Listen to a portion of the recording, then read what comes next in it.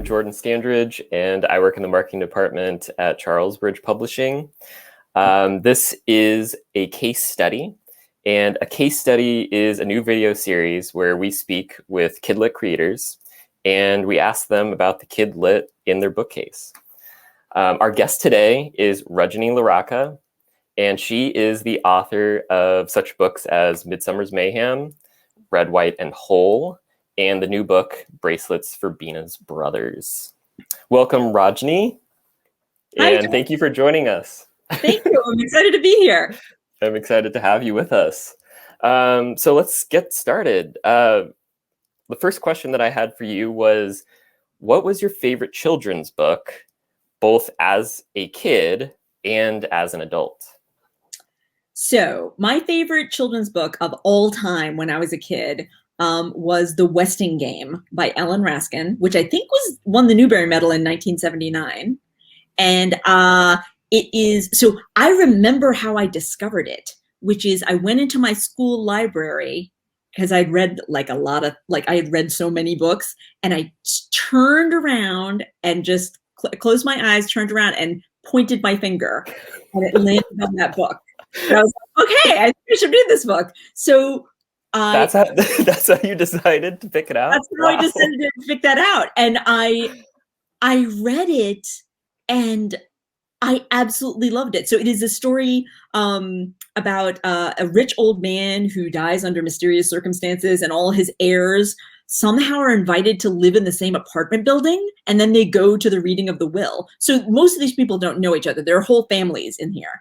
And at the reading of the will, they find out that he died under mysterious circumstances, and whoever figures out what happened to him gets all his money. And it is third person omniscient with multiple multiple characters that you follow. Nobody writes like this anymore. But I loved it. There were adult characters, there were kid characters, and the main kid character was a girl named Turtle Wexler, who was so spunky, and she was determined to figure out what happened. And of course, along the way, she learns a lot about her own family and the other people in the building. And I absolutely loved it. I read it over and over again. I think it might have been one of the first novels that I read more than once. Oh wow. Yeah. And how old were you when you read it for the first time? I was probably 8 or 9, I think. Okay. And I still remember it. And then when my children were old enough, I foisted a copy on them. You must read this book. And I will say, to their credit, they each loved it also. And so I think that is where it is not on this case, sadly. It is in one of their rooms somewhere. Because they really loved it too, and they understood why and there's a puzzle, there's a mystery to it, right? Mm-hmm. So it was really fun. I think one of them was like, "Oh, Mom, I think I know what's going on." And I was like, "Shh, don't breathe it out loud."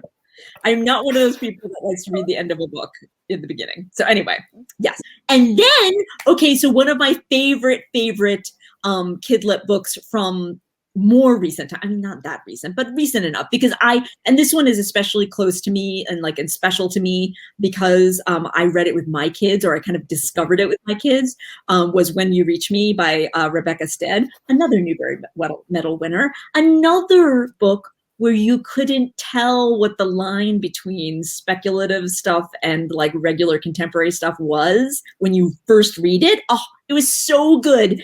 And I just remember my daughter, I think she must have been around 8 or 9 at the time.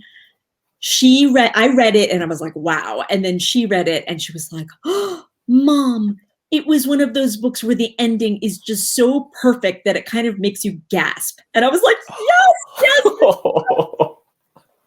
That's how I felt, and that's how she felt. So that book will always be super special to me because my kids loved it so much. Question number 2.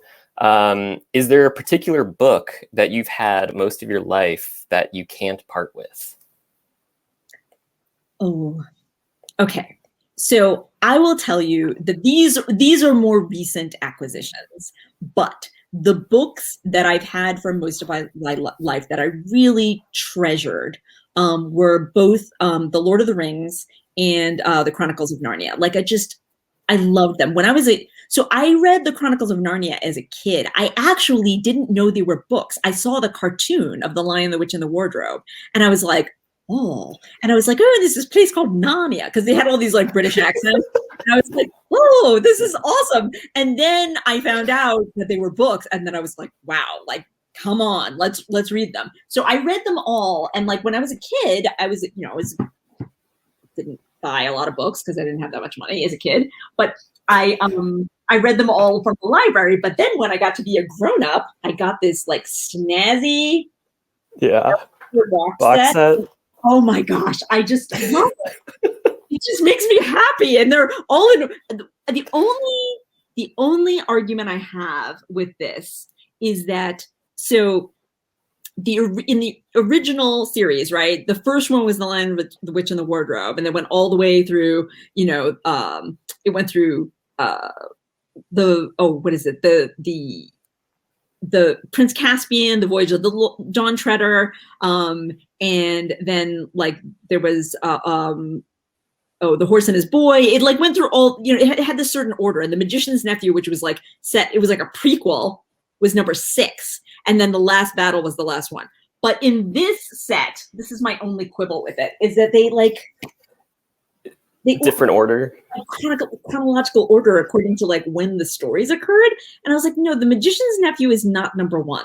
Like it's not, that's like not cool, because you have to care about the world of Narnia before you care about how it was made. So anyway, that was my only quibble. So I don't know. I think my husband must have rearranged it, because when I put it in the box, I like put them out of order in the order that I know they belong. So anyway, that was going to be my follow-up question, was if you reordered them in the box. In fact, when they go back on the shelf, they're going to go back in the correct order, in my order.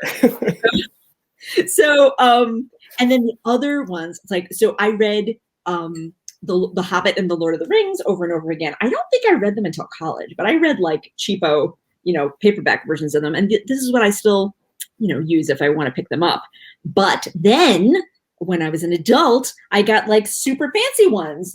So here is The Hobbit. Ooh. I will show you this gorgeous cover. That's beautiful. Look at that. Wow. Start with this. And like, look at this like illustration. I mean, like, it's gorgeous. Yeah. So I can barely crack this open because I don't want to ruin it, but maybe that is like not the point of everything, but I still can't bear to crack it open. And then Jordan, you're going to like get ready to be blown away. Okay. Because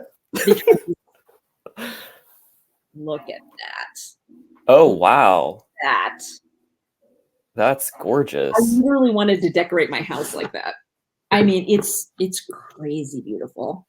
Wow. Yeah. And so it's all of the Lord of the Rings, and it looks like, well, I think when they made the movies, they made it look like this version of the book.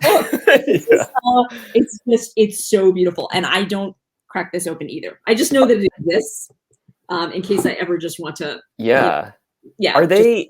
Are those two copies, like connected in some way, or are they just completely different? No, I'm pretty sure they were the same. Like they were part of like a set. Like they were sort of like that. I don't remember how we bought it. It was pre-internet. I have no idea. But you like there are treasures.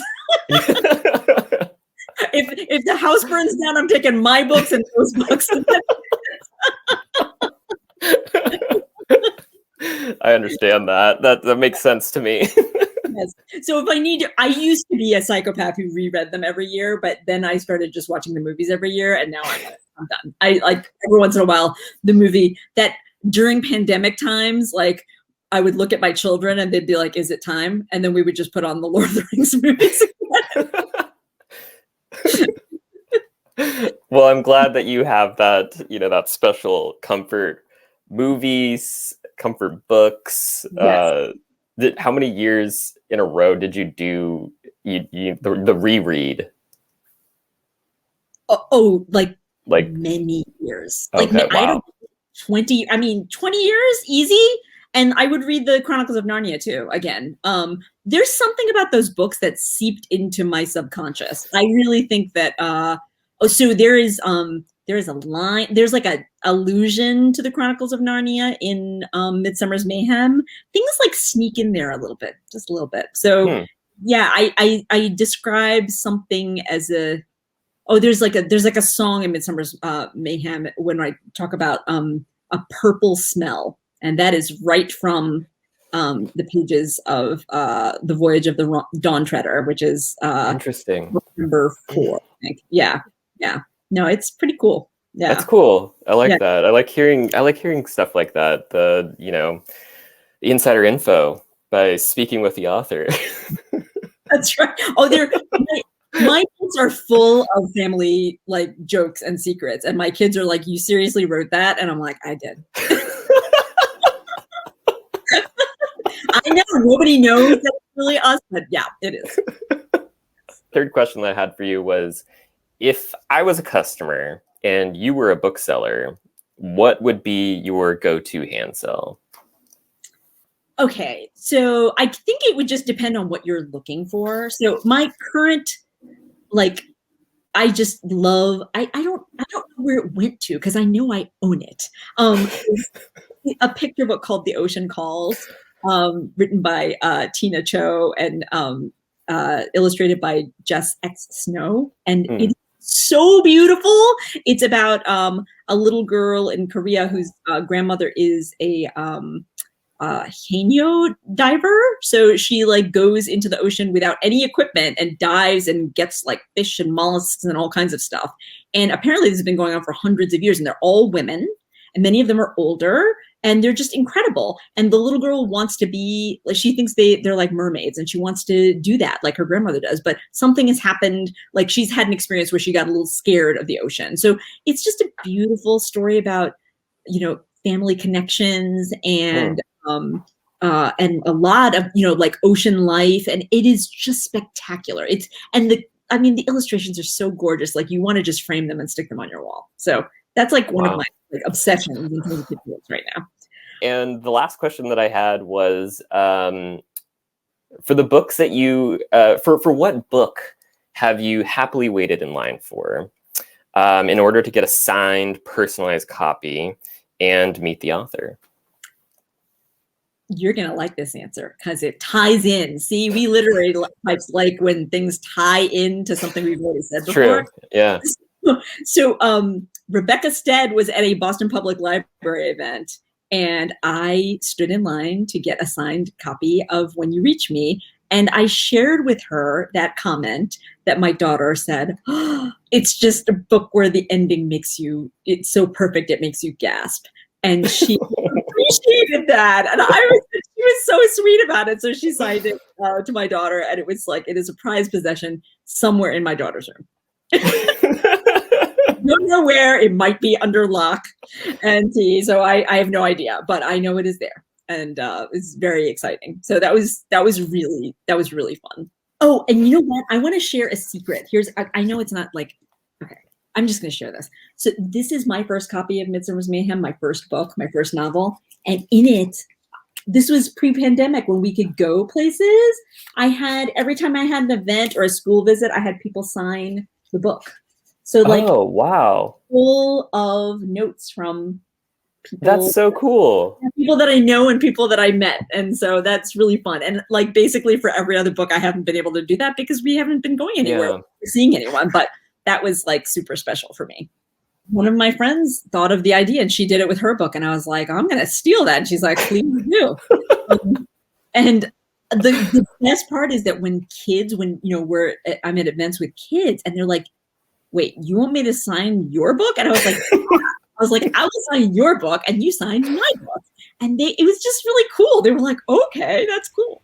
This next segment is dedicated for you to give a shout out to your favorite indie bookstore or library, a place that you maybe often frequent, support, discovered some of these books that are sitting on your bookcase. So is there any place that you would like to shine a light on?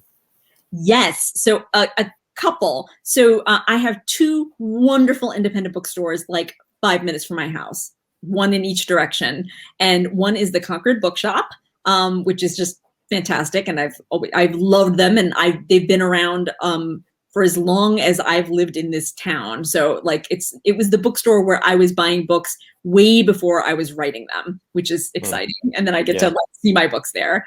And then the other is the Silver Unicorn Bookstore, which is in Acton, Massachusetts. And it's pretty new. I think they just celebrated their 3rd birthday, I think. But they're awesome, and they're super supportive of local authors, and they have like a beautiful, fun little area for kids to like hang out and read, and they have a little tiny door for kids too, which really? kind of my size, so it's perfect for me. And I love them, and I love doing events with them as well. And then I have to give a shout out to the Concord Public Library, because they have 2 branches, like the main public library in downtown Concord, and then there's a West Concord Fowler Library. And I have to tell you, both of those places were places when they were open pre-pandemic, I would get so much writing done. And there were some rooms that were particularly magical, and they always made me happy. So I'm looking forward to the days when we can go back to browsing and sitting and writing in libraries. Last but not least, I would love to hear a little bit more about Bracelets for Binas' Brothers. Yes! So Bracelets for Binas' Brothers, which is just about to come out. It is part of this Charles Bridge Storytelling Math series, as you know, and it is about a little girl named Bina, who's just so adorable, and who has 3 older brothers and a big dog, as you can tell, who wants to make her brothers bracelets for the Hindu holiday of Raksha Bandhan, in which sisters give brothers bracelets to kind of protect them, and then the brothers give sisters a little gift in return. And it is, a traditional holiday, like thousands of years old, that basically celebrates the bonds between brothers and sisters that really never goes away. And so, it's really fun. The illustrations are by Chaya Prabhat, who is just amazing. And I just have to show you, like, the opening page is one of my favorite pages of all time, right? So Bina had 3 older brothers, Vijay, Siddharth, and Arjun. They sometimes annoyed her, but she loved them anyway. And if that doesn't sum up what it is to have siblings, then I don't know what does. Yeah, there's a line. I think it's oh man. Uh-oh. There's a line that I thought exactly what you just said, and so there is a secret. I have a secret to tell you. I have no siblings. I always wanted an older brother, but by the time I was born, that was too late for that, right? There was not going to be an older brother. So, but I had a lot of cousin brothers. So in India, like when I would go visit India, all my cousins were boys, and we call each other cousin brother and cousin sister. So we were very close, but of course I didn't, live with them permanently. But, there is some of that same thing. When you live with people for like 3 months, by the end of it, you're like, oh my goodness, you know exactly how to annoy me, don't you? Like, you know how to tease me, you know how to annoy me. Like, it is just amazing. And I have a son and a daughter. So a lot of this, the kind of sibling relationship in this book is involves that older brother, younger sister kind of thing, where it's like you love each other and you like help each other, and each of her brothers like does something special with Bina. And I just want to show you one more spread, which I have to tell you, I want to live in this house. This is where I want to live. I would like to live in this library room. Yeah. And I will take the dog too. The dog is super cute. We have a little dog, but I think that this gigantic dog that like towers over Bina is like so cute. Her name is Tara, which means star. And then, so one of the brothers like reads to her, and one of the brothers plays the piano, and Bina dances to it. So it's adorable. So Bina basically wants to make these bracelets. She wants to make an every other one pattern in the bracelet. So she asked the brothers, there's like a poll going on of like, which ones, which colors do you like and which colors do you not like? So she wants to use colors that they like. And then she picks a special bead for each of her brothers that kind of relates to something that brother loves in particular. And so she's old enough to do this on her own, she thinks, but then it might be a little harder than she thinks because she starts off with patterns and then realizes she uses a color that brother doesn't like. So then she has to start all over again. But it's really fun. It has patterns, but it's also really about that sibling relationship and how much love is mixed in with the kind of other feelings. Yeah. Yeah, so I'm so excited that it's going to be out, and I'm really I can't believe how beautiful the illustrations are. That always blows me away every time I look at the book. I love the illustrations and the colors that are used, and that spread that you showed in the library is incredible. And I found the piece that I loved because Nice. when I read that, I was like, that describes sibling relationship right there. And Bina's brothers gave her a gift and promised to take care of her, and then they went back to annoying her. That to me is the description of sibling relationship right there, and you nailed it in those 2 sentences. Thank you. Well, it was, yes, I studied my own children who are really do get along really well. But when they were young, especially, my son would have certain nicknames for my daughter, and she would just be like, don't call me that. She turned into like a tiny Hulk. It was great. That is all for this edition of A Case Study. I want to thank Rajani. I want to thank Hannah for handling the tech behind the scenes. And thank you to the viewers that are tuning in and watching. So until next time, thank you. Thank you.